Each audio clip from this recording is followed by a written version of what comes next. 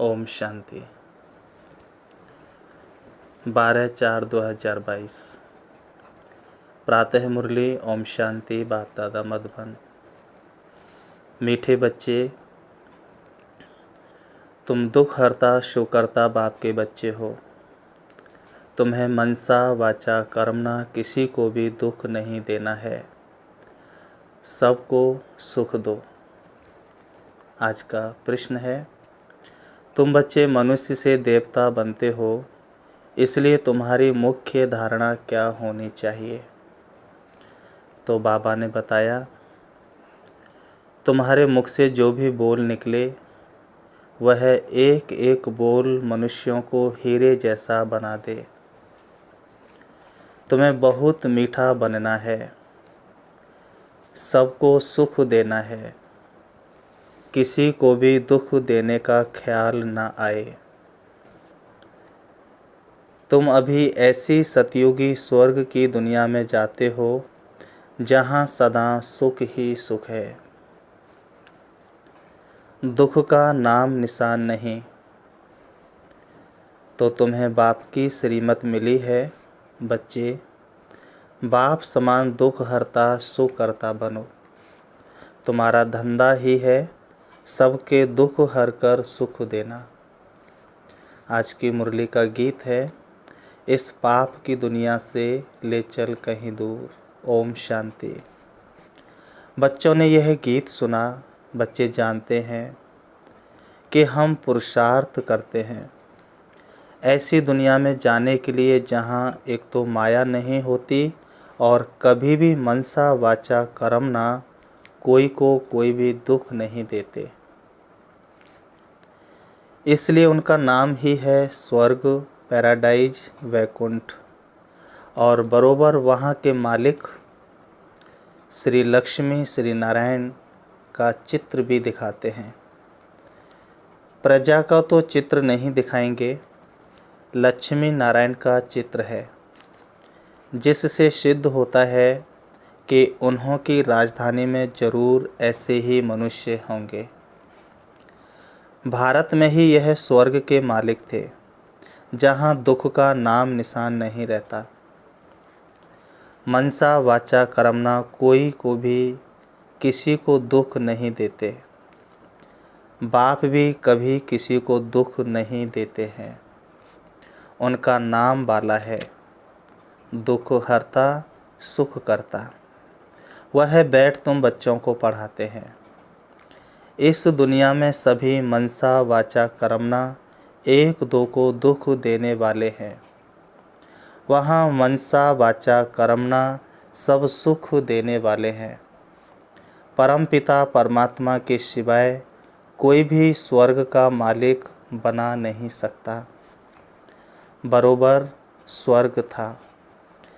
यहाँ भी देखो साइंस से क्या क्या बनता रहता है। एरोप्लेन, मोटरें, महल आदि कैसे बन जाते हैं। वहाँ भी साइंस सारी काम में आती है।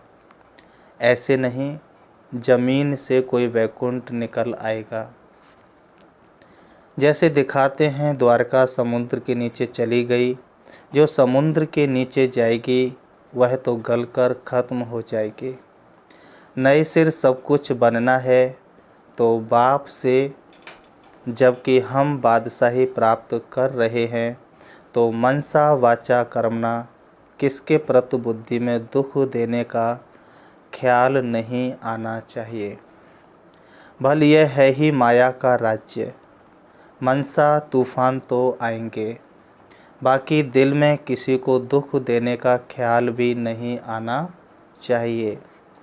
इस समय सब एक दो को दुख ही देते हैं, समझते हैं सुख है, परंतु वह है दुख। बाप से सबको बेमुख करते हैं। यह भक्ति मार्ग भी ड्रामा में है। ड्रामा को कोई भी जानते ही नहीं। वह लोग समझते हैं हम यह शास्त्र आदि सुनाते हैं, यह भी ज्ञान देते हैं। जप तप आदि करने से मनुष्य मुक्ति जीवन मुक्ति को पा लेंगे। अनेक प्रकार के रास्ते बताते हैं, कहेंगे बहुत समय से भक्ति करते आए हैं, तब तो भगवान आया है। हम भी कहते हैं भक्ति का जब अंत होता है तब भगवान को आना होता है, आकर भक्ति का फल देते हैं, तो वह सब भक्ति की लाइन में चले जाते हैं। इसको ज्ञान नहीं कहेंगे। शास्त्रों के ज्ञान से सद्गति नहीं होती। सृष्टि के आदि मध्य अंत का ज्ञान तो उन्हों को है ही नहीं। यह तुम जानते हो, प्राचीन ज्ञान और योग से भारत स्वर्ग बना था, सो जरूर भगवान ही सिखलाएगा। मनुष्य तो राजयोग सिखला ना सके। भगवान ने जो सहज राजयोग सिखलाया उनका बाद में शास्त्र बनाया है। यहाँ तो भगवान खुद बैठ नॉलेज समझाते हैं। गीता में सिर्फ एक भूल की है जो नाम बदली कर दिया है और समय भी दूसरा लिख दिया है। तुम जानते हो, अभी भगवान हमको ज्ञान और राजयोग सिखला रहे हैं। सृष्टि के आदि मध्य अंत का ज्ञान और कोई शास्त्र में नहीं है। कल्प की आयु भी लंबी चौड़ी कर दी है। मनुष्य तो वही शास्त्र पढ़ते रहते हैं। बाप ने समझाया है, यह सृष्टि रूपी झाड़ है। झाड़ में पहले थोड़े पत्ते फिर बढ़ते जाते हैं। भिन्न भिन्न धर्म के पत्ते दिखाए जाते हैं। वास्तव में यह जो भी वेद शास्त्र हैं वह सब भगवत गीता के पत्ते हैं, अर्थात उनसे निकले हुए सब शास्त्र हैं। तुम देखते हो, बरोबर नए झाड़ की स्थापना होती है। तूफान आदि में कोई तो झट मुरझा जाते हैं, गिर पड़ते हैं। तुम जानते हो, अभी हमारे दैवी झाड़ का फाउंडेशन लग रहा है और जो धर्म स्थापक हैं वह यह नहीं जानते कि हम क्रिश्चियन धर्म का अथवा फलाने धर्म का फाउंडेशन लगाते हैं। पीछे समझ में आता है कि फलाने ने यह फाउंडेशन लगाया, यहाँ तो कांटों को फूल बनाना होता है। तुम जानते हो, हमको तो देवता बनना है, सबको सुख देना है। किसी को दुख देने का ख्याल भी नहीं आना चाहिए। एक एक अक्षर मुख से ऐसा निकले जो मनुष्य को हीरे जैसा बना दे। बाप भी हमको ज्ञान सुनाते हैं, जिसको धारण करते करते हम हीरे जैसा बन जाते हैं। वास्तव में टीचर किसको दुख क्यों देवे? वह तो पढ़ाते हैं, हाँ समझाया जाता है। अगर अच्छी रीत नहीं पढ़ेंगे तो 21 जन्म के लिए घाटा पड़ जाएगा। 21 जन्मों के लिए अब ही पुरुषार्थ करना है। बाप मिला है जिसको ही भक्ति मार्ग में याद करते थे। हे भगवान, साधु संत आदि सब याद करते हैं। भगवान तो एक है, परंतु वह कौन है यह नहीं जानते। श्री कृष्ण तो सतयुग में प्रिंस था। उनको तो ऐसे कोई नहीं कहेंगे कि वह सर्व का दुख हरता सुख करता है। वही श्री कृष्ण की आत्मा जो सुख में थी अब दुख में है। भगवान के लिए ऐसे नहीं कहेंगे ना, वह तो दुख सुख से न्यारा है। उनको मनुष्य का तन है नहीं। बाप जो स्थापना करते हैं वहाँ सुख ही सुख है। तब गाया जाता है, दुख हरता सुख करता।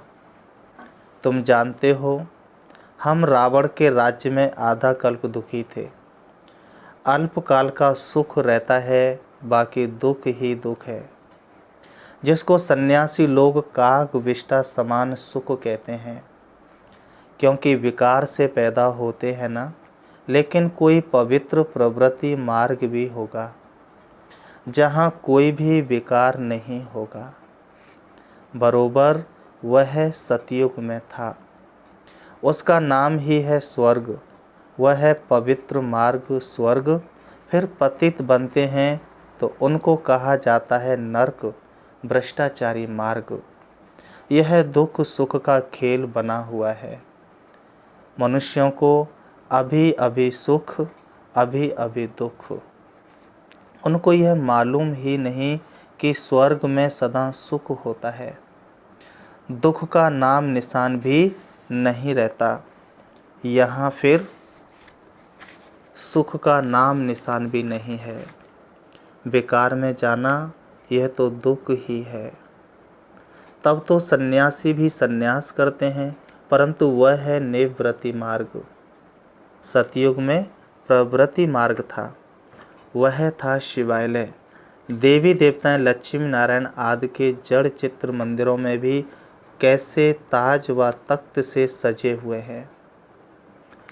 भारत ही है जिसमें राजा रानी दैवी संप्रदाय थे, और कोई धर्म में ऐसे नहीं है। भले राजाएं तो हुए हैं, परंतु डबल ताज नहीं है।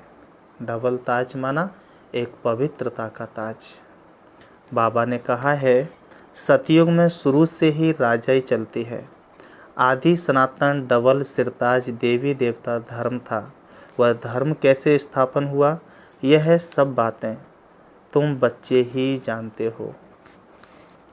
शिव बाबा की मत से तुम दुख हरता सुकर्ता बनते हो। तुम्हारा धंधा ही ये है, सबका दुख हरकर सुख देना। अगर तुम भी किसी को दुख देंगे तो कौन कहेगा कि यह दुख हरता सुकर्ता की संतान है। पहले मनसा में ख्यालात आते हैं, फिर एक्ट में आते हैं। तुम बच्चों को तो अति मीठा बनना है। भगवान पढ़ाते हैं, तो जब तक चलन तुम्हारी दैवी नहीं होगी तो मनुष्य तुम पर विश्वास कैसे करेंगे। गीता में भी लिखा है, भगवान वाच, मैं तुमको नर से नारायण बनाता हूँ। भगवान जरूर संगम पर होगा। भगवान वाच, मैं तुमको राजयोग सिखाता हूँ, तो जरूर पुरानी दुनिया का विनाश भी हुआ होगा। यह काम कोई कृष्ण का नहीं है। त्रिमूर्ति दिखाते हैं, परंतु शिव को उड़ा दिया है। फिर कहते हैं ब्रह्मा को तो 3 मुख होते हैं। यह एक मुख वाला ब्रह्मा कहाँ से आया। अब मनुष्य को 3 मुख कैसे होंगे। बाप कहते हैं, तुम मेरे समझू सयाने बच्चे हो। तुम ही विश्व पर राज्य करते थे। अब बाबा तुमको देही अभिमानी बना रहे हैं। अब अपने को आत्मा समझो।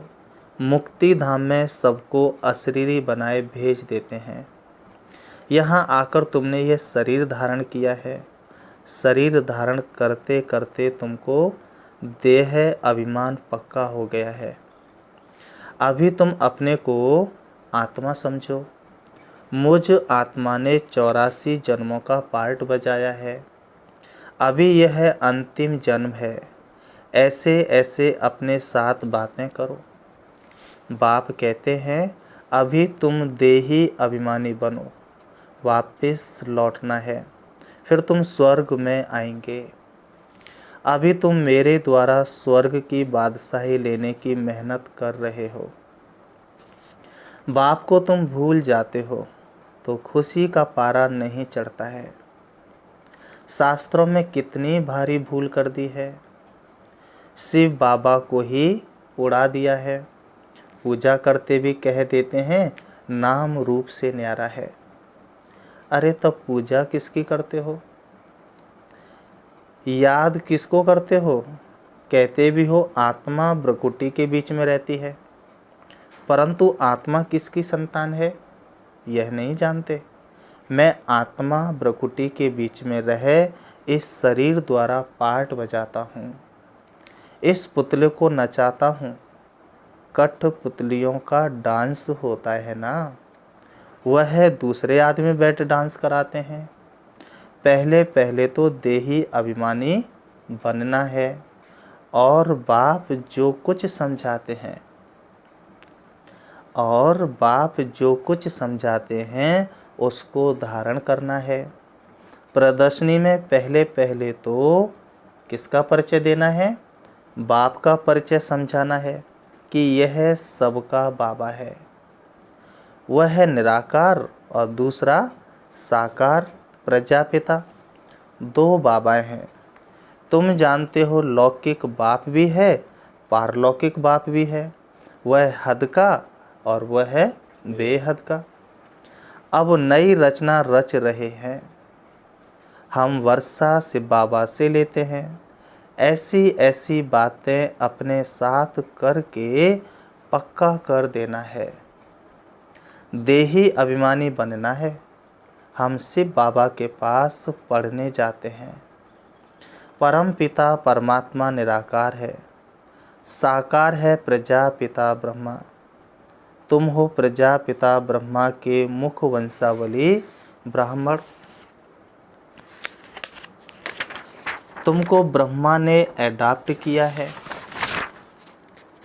तुम हो गए नई रचना ब्राह्मण। वह है पुराने जिस्मानी ब्राह्मण। वह है जिस्मानी यात्रा कराते हैं और तुम रूहानी। तुम बच्चे अभी श्रेष्ठ बन रहे हो। यह है ही ईश्वरीय मिशन, भ्रष्टाचारी से श्रेष्ठाचारी बनने की। मनुष्य तो बना ना सके। वास्तव में सच्ची सच्ची सदाचार समिति तुम्हारी है। तुम्हारा लीडर देखो कौन है। तुम्हारा लीडर देखो कौन है। बाप कहते हैं मैं फिर से राजयोग सिखलाने आया हूँ। यह वही संगम युग है। अभी मनुष्य से देवता बनाता हूँ। तुम जानते हो हम शूद्र से अभी ब्राह्मण बन रहे हैं। ब्राह्मणों की है चोटी, ब्रह्मा भी चोटी है। ब्रह्मा में जो प्रवेश करते हैं उनको इन आँखों से देख नहीं सकते। बाकी तो सबको देखते हैं बुद्धि से। बाबा कहते हैं ब्रह्मा में जो प्रवेश करते हैं उनको इन आँखों से देख नहीं सकते। इसलिए कहते हैं तन की आँखें खुलती हैं तो संसार दिखाई देता है और मन की आँखें खुलती हैं तो भगवान दिखाई देता है। तो बाबा कहते उनको इन आँखों से देख नहीं सकते। बाकी तो सबको देखते हैं, बुद्धि से जानते हैं। निराकार बाप हमको पढ़ाते हैं। ब्रह्मा को तो ब्राह्मण यहाँ चाहिए, सूक्ष्म वतन में हो ना सके। एडाप्ट करते हैं। व्यक्त ब्रह्मा सो अव्यक्त बनता है। यह बड़ी समझने की बातें हैं। पहले पहले लक्ष्य को समझ लिया फिर भल कहाँ भी बैठ पढ़ सकते हैं। मुरली रोजाना सुननी पड़े। एक दिन भी मिस होने से बड़ा घाटा पड़ जाता है, क्योंकि पॉइंट्स बड़ी गुह है। हीरे रतन निकलते हैं। कोई फर्स्ट क्लास रतन निकला हो और मिस कर दिया तो घाटा पड़ जाए। रेगुलर स्टूडेंट बड़े एक्यूरेट होते हैं। अच्छी रीत पुरुषार्थ नहीं करेंगे तो ऊंच पद पा नहीं सकेंगे। यह तो बहुत ऊंची पढ़ाई है। सरस्वती को बैंजो और कृष्ण को मुरली दी है। वास्तव में कृष्ण को भूल से दे दी है तो ब्रह्मा। तुम जानते हो यह शिव बाबा का मुख है। कृष्ण का और सरस्वती का तो कोई भी कनेक्शन नहीं है। सारी मूज कर दी है। अच्छा, तो फिर बाबा ने बोला मीठे मीठे सिकलिधे बच्चों प्रति माता पिता बाप दादा का याद प्यार और गुड मॉर्निंग। रूहानी बाप की रूहानी बच्चों को नमस्ते। रूहानी हम बच्चों की रूहानी बाप दादा को याद प्यार और नमस्ते। बाबा ने धारणा के लिए मुख्य सार बताया जो हमें विशेष बुद्धि में धारण करना है। नंबर 1, मैं आत्मा इस शरीर रूपी पुतले को नचा रही हूँ। मैं इससे अलग हूँ। ऐसा अभ्यास करते करते देही अभिमानी बनना है। दूसरा, मुरली कभी भी मिस नहीं करनी है, रेगुलर बनना है। पढ़ाई में बहुत बहुत एक्यूरेट रहना है। बाबा ने वरदान दिया, माया और प्रकृति की हलचल से सदा सेफ रहने वाले दिलाराम के दिल तख्त नसीन भाव। बाबा ने स्पष्टीकरण बताया, सदा सेफ रहने का स्थान दिलाराम बाप का दिल तख्त है। सदा सेफ रहने का स्थान दिलाराम बाप का दिल तख्त है। सदा इसी स्मृति में रहो कि हमारा ही यह श्रेष्ठ भाग्य है जो भगवान के दिल तख्त नसीन बन गए। जो परमात्म दिल में समाया हुआ अथवा दिल तख्त नसीन है, वह सदा सेफ है। माया व प्रकृति के तूफान उसे हिला नहीं सकते। ऐसे अचल रहने वालों का यादगार अचल घर है, चंचल घर नहीं। भगवान कहते हैं ऐसे अचल रहने वालों का यादगार अचल घर है, चंचल घर नहीं। इसलिए स्मृति रहे कि हम अनेक बार अचल बने हैं और अभी भी अचल हैं। स्लोगन, ज्ञान स्वरूप प्रेम स्वरूप बनना ही शिक्षाओं को स्वरूप में लाना है। ओम शांति, ओम शांति।